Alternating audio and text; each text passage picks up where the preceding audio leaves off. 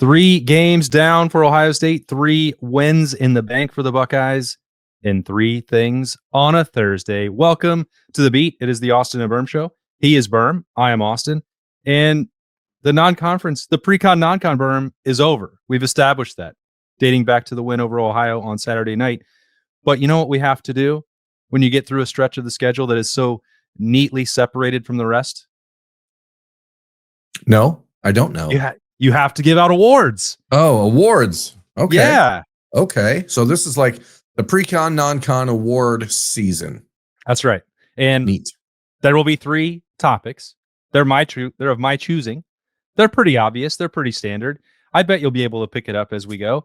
And I would like to begin by wondering, thing number 1, who you believe the offensive MVP of the pre-con, non-con was.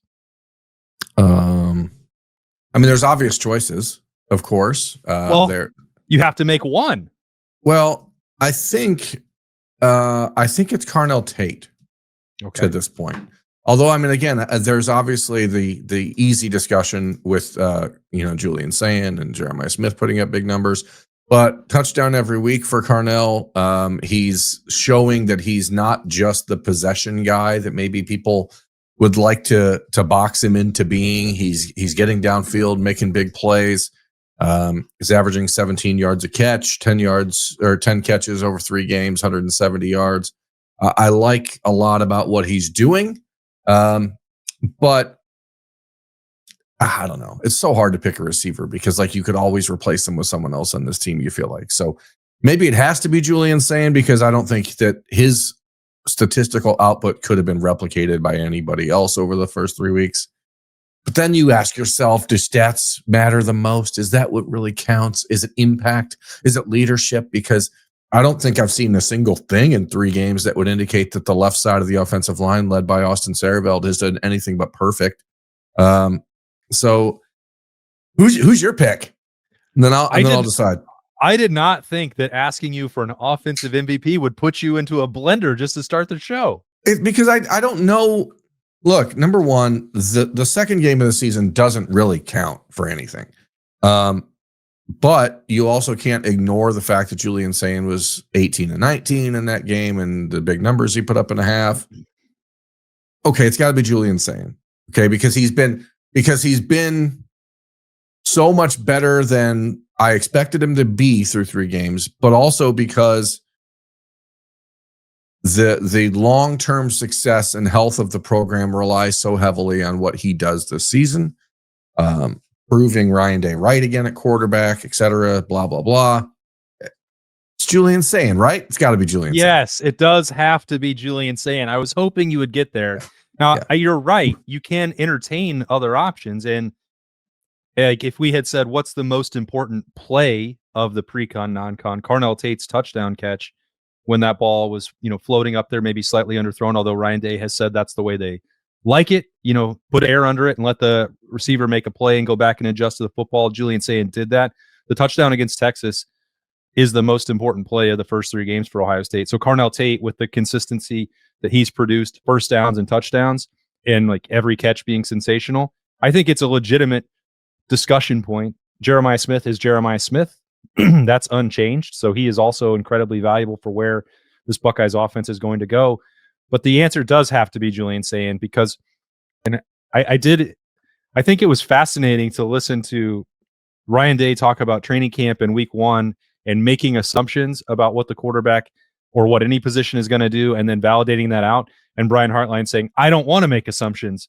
And I'm never going to do that.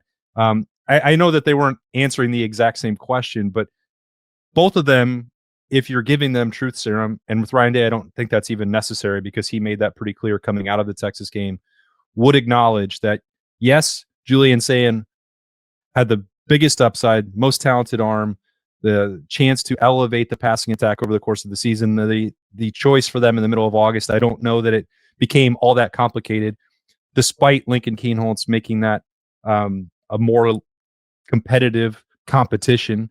That sounds repetitive than many expected it to be or believed that it was.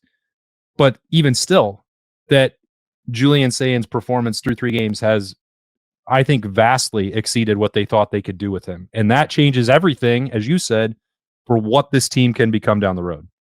Yeah, and it's not really that. I don't think that Ryan Day entered the final 2 weeks of training camp thinking, well, we made our decision, we made our bed, let's lay in it type of thing. Like, yeah, I think that they were encouraged by what they saw over the last couple of weeks of Julian Sayin in August, which I think probably started to turn the wheels a little bit about what they might expect from him, what those assumptions might be. But I also feel pretty confident that, like, at the end of spring, there were discussions in Columbus about should they go get a different quarterback? Should they look into bringing somebody else in the transfer portal? And that was happening at the end of spring. And I'm not talking about Eli Brickholder or Brickhandler. Brickhandler, come on, put some respect on his name. I am not trying to be funny when I keep saying his name incorrect. But I think that similar to the discussion we had a few months ago at defensive tackle, where it's like, hey, man, we're going to trust the guy we have here. Let's just see if he can get it done. This is the guy we brought. This guy we recruited. This is the guy we're developing. I feel like it is difficult to plaster developed now all over your campus and all over your facilities if you're not willing to at least give that some real credence. Ryan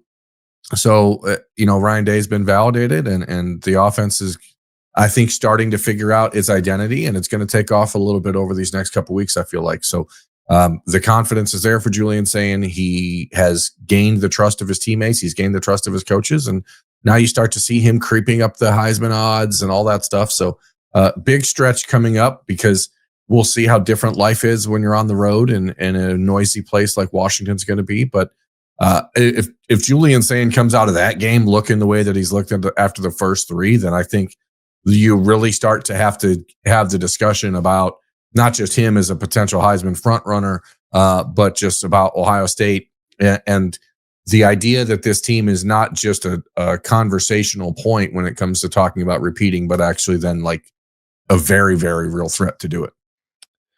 Well, I mean, they're number one in the country, and they already have a win over a team that they beat in the semifinals a year ago. I don't know how much more legitimate that conversation could be. Now, it is also correct, as you pointed out, like Julian Sayin has to go on the road for the first time in 9 days at Washington. It is going to be loud, hostile, difficult to play there. Now, I don't think that the Washington defensive talent is enough to pose a significant challenge for Julian Sayin or Jeremiah Smith or Carnell Tate, but we'll find out.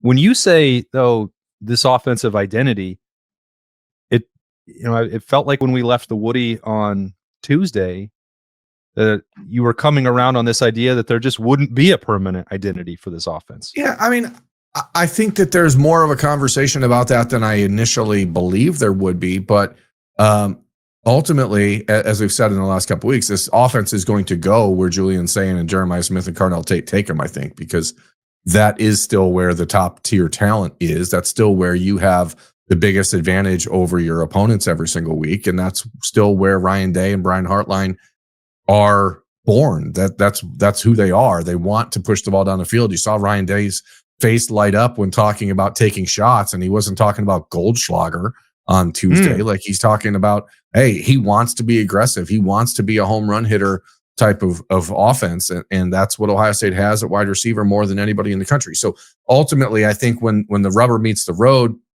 or as Adam the King would say, at the end of the day, this team is going to go as far as Julian Sayin's arm takes it. But I've seen a willingness to say, screw it, let's run the ball in this situation. Let's just do what works best in this any given game. But most games, I still think that's going to be relying on Julian Sayin's arm and the Ohio State receivers to win. So I don't think it changes the overall identity of the program under Ryan Day, but I do think there's a willingness to check the egos at the door a little bit and just play into the strength of any given game. Did you know that it's made with flecks of real gold? Goldschlager? I did know that. I did. I had it a few times back in the old days. That's what back makes in the high school days. So gross. No, it's so delicious. It's the best. If you mix it with some Red Bull, then you've got a delightful concoction. What's that called? I called it a Golden Bull. Golden Bull. Yeah. I don't know of anyone else who's ever actually mixed those two things other than me, but if you have, let us know at the Austin and Birm Show at gmail.com, and I'll include that. Whatever question you have, if you said that you've had a golden bull in your life, we'll take that on the mailbag, which is what we're going to be doing on Freaky Friday from Tansky Power Sports. So make sure that you get those mailbag questions in. Birm, if you had to guess what thing number 2 was going to be, what do you think it's going to be? Defensive MVP is what I would guess. All right. And again, this is one of those conversations where the question is much different based on like how you might feel viscerally over the first couple weeks from what we've seen versus what we know has to be true, which is that Caleb Downs stirs the drink. Caleb Downs is the guy. He is the engine in the locomotive of this defense. But the locomotion, I think, is a dance. But that's what I've heard. But Arvell Reese is the guy who like you watch and you're like, whoa, look at that. Look at that. Look at that guy. But Caleb is the guy that makes it go. And so I think it's probably Caleb because the defense can't be what it is without him. But I'm going to go Arvell Reese because I think he's changed the dynamic of the entire defense in a way that we already knew Caleb provided that element. And then you add what Arvell is giving. And I don't think that you can get it without him. Yeah, maybe it's outlandish to suggest this, but I think it's possible that James Laurinaitis and Matt Patricia could get close to that with some combination of Peyton Pierce and maybe even Riley Pettijohn. Again, you said we have to remove Grambling in some respects from the conversation, but I really don't want to when it comes to what Riley Pettijohn could do right away. So I feel like there's enough depth and talent and athleticism at linebacker that maybe the MVP conversation would be negated when it came to Arvell Reese. Although, he's put himself squarely in consideration at the September Buckeyes Award winner. He's going to be a semifinalist. He's probably going to be a finalist based on the bizarre timeline for voting for college football awards. So it seems weird I'm not trying to diminish anything he's accomplished, but sounds like you're trying to diminish everything he's accomplished. Yeah, I'm not trying to. I swear. Meanwhile, are you going to pick Jalen McClain? No, I'm going to pick Caleb Downs because I think that I did. And again, this is not to pick on rotation or question the depth or I definitely defer fully to Matt Patricia, Tim Walton, and Matt Guerreri for the way that they are deploying that secondary. I thought, and I said throughout the offseason, everyone who listens to the beat knows that I was on the record. I predicted, I thought Malik Hartford would start against Texas, and he's not played much of a role at all for Ohio State. So if that's the case, and they're not even working him in a true, workload timeshare with Jalen McClain, then obviously the confidence in Caleb Downs is on a different level from everybody else.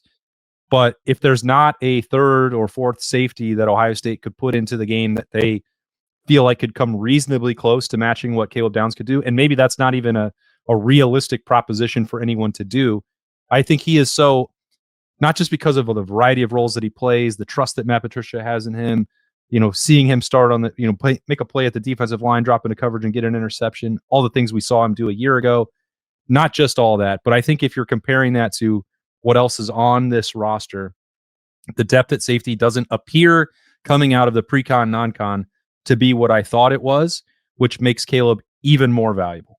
Yeah, and some of that is just the matter of comparison, right? I mean, if you're looking at it and you think to yourself, who can we put out there that's close to Caleb? I mean, he's the best defensive player in college football.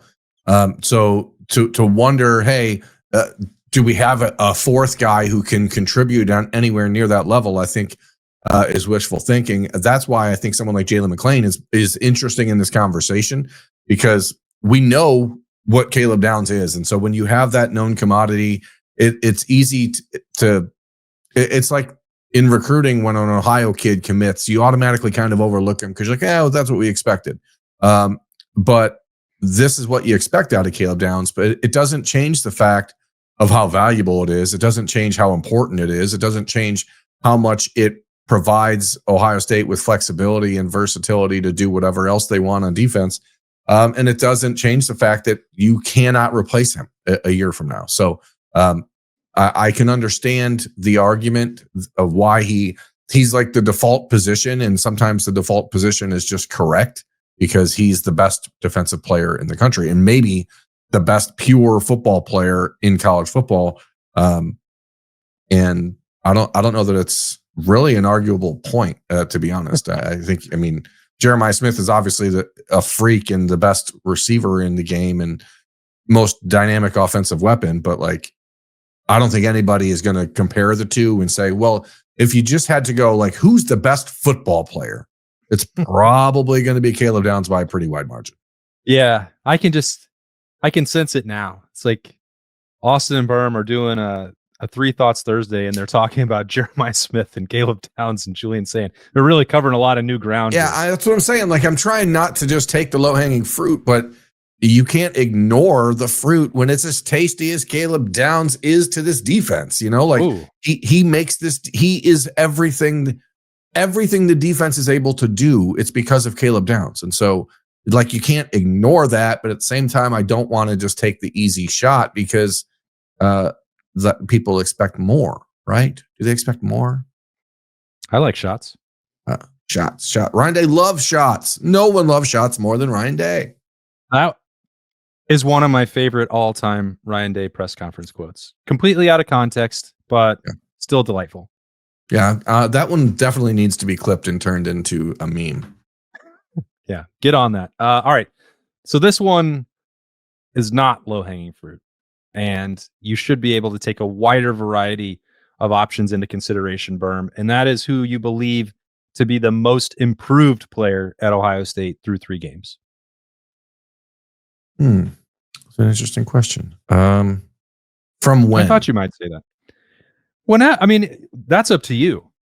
I don't think you have to say from game 1 to game 3, but maybe from the end of last season to now. Well, again, Carson Hinsman doesn't really. It's not a.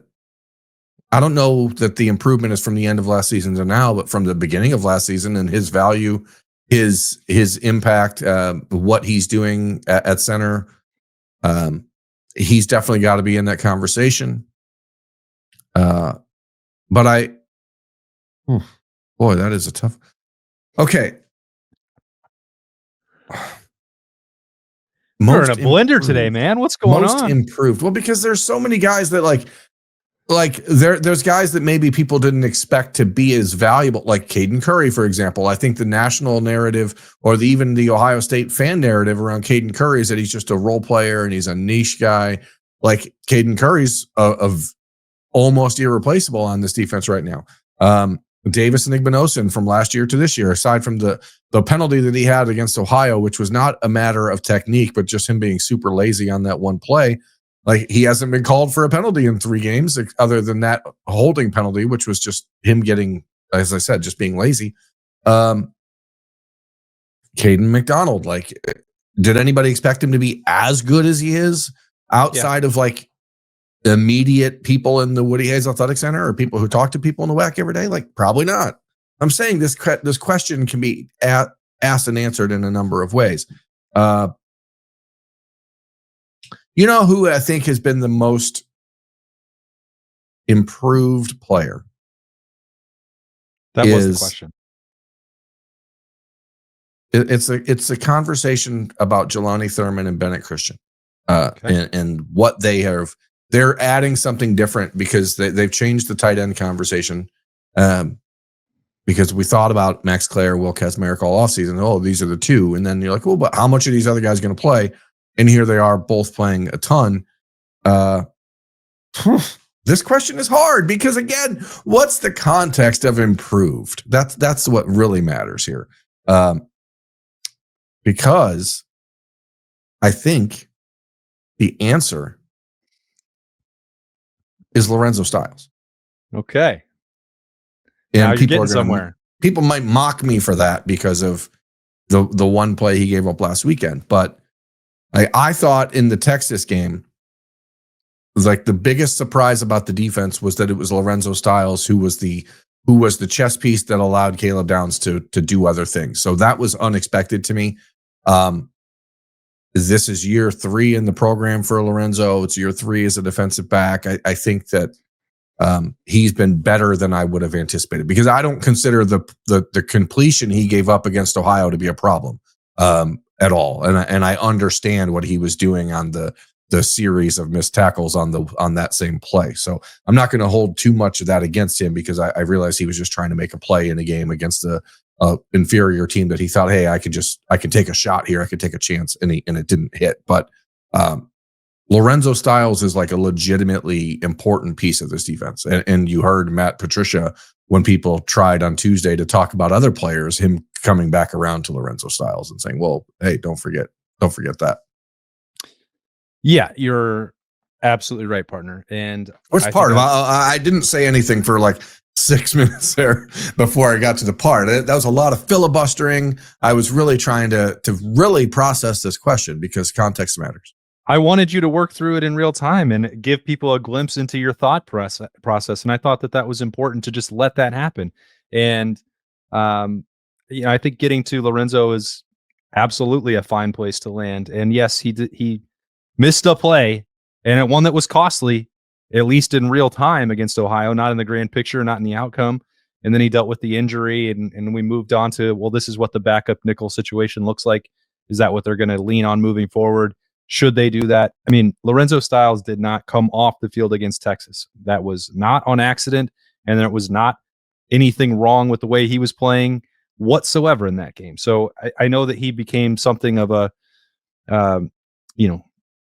easy target in the offseason, and it was suggested that maybe you and me were overselling what he could become. And if you want to jump off of the bandwagon, or you were already on the anti-Lorenzo train before Saturday, I mean, that's fine. Everyone can have their own opinions, but I know that inside the Woody Hayes Athletic Center, Lorenzo is incredibly well thought of, and the grades outside of one play, as you mentioned, have been off the charts for him. So I think Lorenzo is a great pick for that, but so is Austin Sehraveld, because I think I'm zooming out for a longer picture here. But even if you looked at the end of last year and his contributions to the playoff push, at no point did we say, you know what, this guy is going to be an anchor left tackle. He's going to be close to flawless in protection. He's going to open up rushing lanes on that left side of the line. He's going to be an Iron Buckeye. He's going to be a captain.